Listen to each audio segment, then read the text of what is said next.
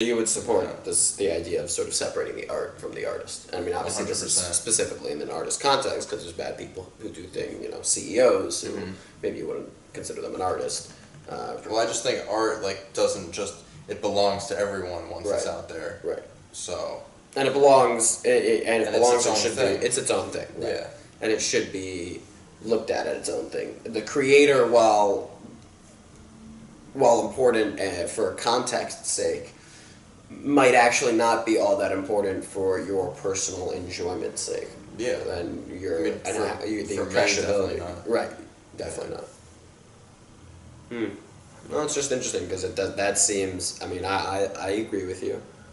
So there's no conflict there to poke at, but it certainly seems like most people would say you can't. Like, especially, and I'll give an extreme example now, especially with something like Cosby. Like, can you go back and listen to his early comedy? Or even I just want to stop you before that. Yeah. You would think most people would disagree with that? Yes.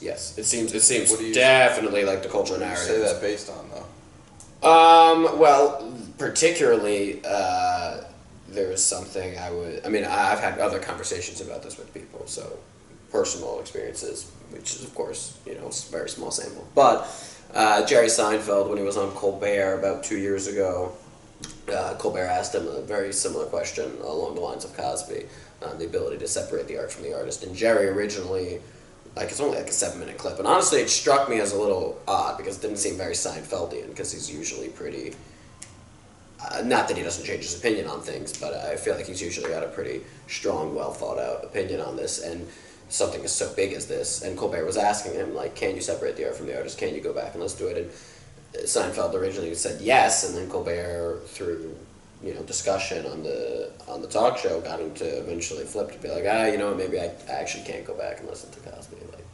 So Seinfeld switched. I think Cosby is an extreme example. Cosby is an extreme example, but I mean, that's if there's exceptions to the rule. That's like an evil motherfucker. Well, I mean, it is true. I mean, isn't it? It was proven. He was convicted of multiple counts. No, just one. Just one. Yeah. Right. I thought it was 50 plus. I'm saying, 50 plus accusations, but it's probably true. Right. I'm just saying. It's hard to prove. I just want to preface it. Right. No, he is. He is evil. He is he's not necessarily an exception. He's an extreme. He's just as prolific as a sex offender as he is as a comedian and as an actor. You know what I mean? That's a pretty twisted joke. It's true, though. It's true. That is true. Yes. So, can you, let's say it's all true, can you still listen to his comedy? Is it? Maybe if you don't know about it. Not even, and okay, you know what, not even. Foreigner, you don't even know anything else. Interesting. So then essentially no. I still think you can. I still think you can. A funny joke is a funny joke. But now, how do you feel about this? People say if you do listen to him, you're propagating him up, you're supporting him, you're giving him a platform, you're doing all of this, you're essentially in his camp because you are able to still enjoy it, you still say that you want to listen to it, despite the fact that it's been proven that he's such a person. I think at this point his reputation is so imbalanced, I don't think there's really anything you can do to prop him. But do you still say that you are pushing positively on his image? You're a supporter, you're a backer? I think you're appreciating something that he did maybe 40 years ago. Okay. For what it is. So you're appreciating his work for what it is. Yeah, I don't think that you're, making him look innocent just by... Right. Which... Maybe not making him look innocent, but just supporting him. I mean... Yeah. Are you supporting him by listening to his work? Monetarily, in a certain sense, yes. Yeah. And by proxy, does that make that? I'm just, I do get why people say that. The other end, why should you be able to get in the way of someone's happiness if they want to enjoy work that's out there? Right. That's true. When this person still has a brain and they can recognize that that it's a separate thing. Well, I mean that's a very libertarian. Let people do as they please in the privacy. I mean, I'm not. I'm just saying that's like that. No, I'm would not, be not the calling it opposite authoritarian. argument. Right? No, Yeah. I understand. I know what you mean. Let people be. Let them do what they want. Let them make choices regardless of how you feel about it. Mm-hmm. I mean, that is why it's such a big deal in that case, because the dude is such a genius. You know, right. So prolific, such a great comedian. I mean, so huge for comedy, such a big piece of comedy. And that just makes it to me that just makes it a bigger story.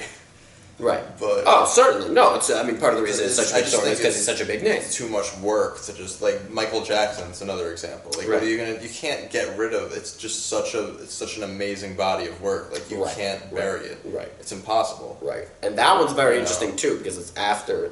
At post-mortem, he's dead, and yet. Well, and he was on trial when he was still. Certainly. No, I know, but it just seemed like not that the culture had decided. Right. Yeah. The movie re-brought up the debate, but now we're having the debate from a much different vantage point because it's like we can no longer hear from him or judge him by how sympathetic, empathetic he looks, speaks, talks. You know.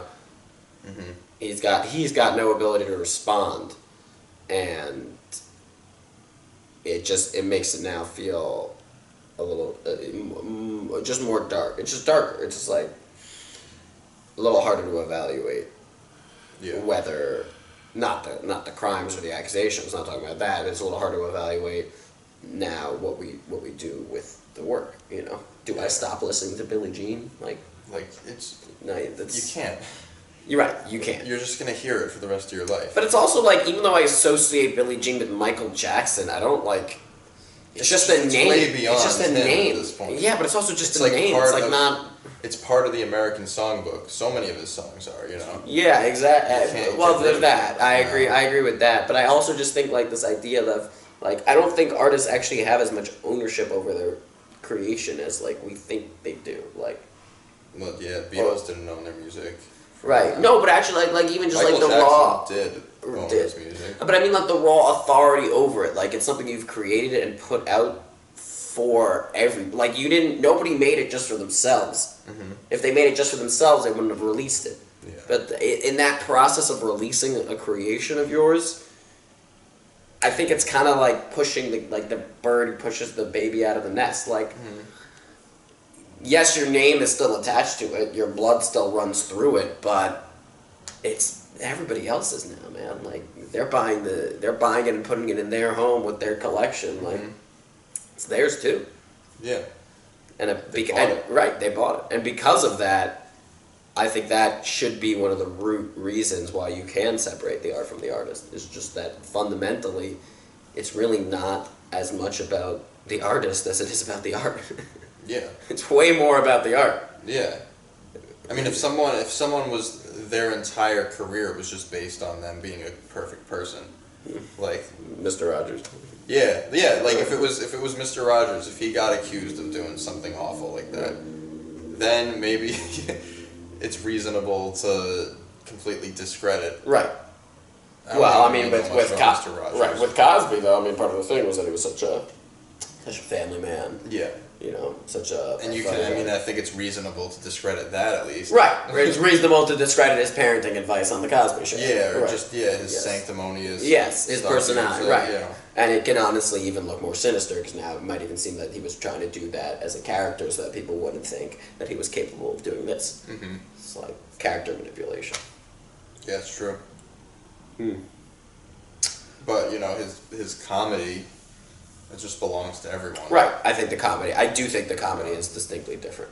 Yeah. Just like George Bush's paintings are distinctly different than his time in office. George Bush paints? Yeah, George Bush paints. Yeah, he does. He when likes did he get into that? I think like kind of post office. He started getting into it. And he's gotten into a lot of stuff now. And you just see it. I mean, this is, people, like even Democrats are like, embrace him. I mean, obviously it's in the context of, a lot of them not, preferring him over Trump and whatever, but it's just like, like people can change their art. Their art can stand on its own, regardless of, his art isn't tainted by Abu Ghraib. Like, those are two distinctly different things. Yeah. Yeah, a little bit of a stretch. The reaction of someone to like a piece of art, right? or comedy is like very visceral. It's not Right. something you can evaluate based on. It would be like if someone cooked you an amazing meal, even if you fucking hated that person. Like if it's really good food, It's good food. and it's your favorite dish, like you're gonna like it. You're gonna like No it. matter what It might else. not taste as good though. I think it would. Well, what about this? There's a book I'm reading, and I mean, I think the thought experiment works regardless of the book, but it happened in the book, so I like to bring it up. It was by John Berger. It's called Ways of Seeing. He has us look at a painting, I believe of Van Gogh. Yeah, I believe like Van Gogh's painting, and then you turn the page and it's the same Van Gogh painting, and underneath it says, this painting was the last painting Van Gogh did before he shot himself. I believe that's what it says in the book. And it's just like, now does that change the way you look at the painting? Is your context, because of that context, or is your perspective fundamentally changed about the way you perceive the painting and feel about the painting? Similarly, forgetting the book for a second, you're walking through an art gallery, you're looking at a piece of painting, looking at a painting, and you're in love with it, and you just think it's beautiful, and then I come up to you and tell you, yeah, the artist actually murdered his entire family right before painting this. And then you go, I think that makes it even more amazing. You think that would make it more amazing? Yeah. But then that would signify of that? then the brutal. Okay, but then that. So then I think we can have both. Essentially, is that we can separate the art from the artist, or we can view the art within the context of the artist. We can have both. Yeah. You're allowed. Can you hold both? I think that's enhanced if you're like a big fan of the artist too. But now, can you ever not see the painting with the brutality in it, or will you always see the brutality because you know the context of the artist? Once you go artist, I mean, something that extreme, you can't unsee that. Right, you can't not forget. But then, because you can't unsee it now, can you just go back to it on its own? Can you listen to Louis without the context of what happened? Can you listen to Cosby without the context of what happened? I mean, I'm not saying this the same, of course. But Yeah, I think it's such a different medium. It's a different medium. So it depends on the medium, too. Comedy is different than painting, which is different than... Like comedy, you listen to enjoy. Painting, you look You at can to analyze it contemplate. too, but that kind of ruins the fun. No, right. That's something you only do if you're like also a comedian. Right, and you're breaking it down. No, but comedy, the point is to laugh. You want to laugh. Painting, the point is to contemplate, to think about, to emote. Mm-hmm. I think that's actually a very good dividing line. It's a very important The thing. medium is the message. The medium is the message. Or the massage. Or the massage. Yeah.